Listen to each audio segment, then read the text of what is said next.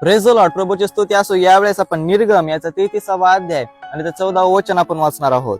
परमेश्वर म्हणाला, मी स्वतः येईन आणि तुम्हाला विसावा देईन. तो जिवंत परमेश्वर स्वतः येऊन आपल्याला विसावा देणार आहे. परमेश्वर आपल्याला स्वतः येऊन शांती प्राप्त करून देणार आहे.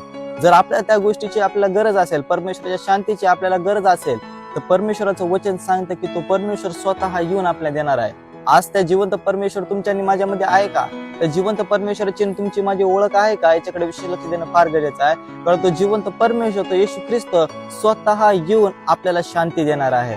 आज ते स्वीकार आपण आपल्या जीवनामध्ये करूया. तो जिवंत परमेश्वराची शांती आपल्याला प्राप्त करून घेऊया, जेणेकरून आपलं जीवन हे अधिक पटीने आशीर्वादित होणार आहे. प्रार्थना करूया.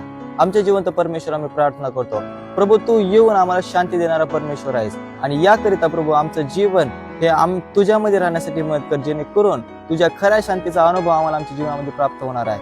येशू ख्रिस्त आमचा तारणार, त्याच नावामध्ये प्रार्थना केली म्हणून तू ऐक. आमेन. देवबाप करो तुम्हा सर्वांना वचनाद्वारे आशीर्वादाचा करो. आमेन.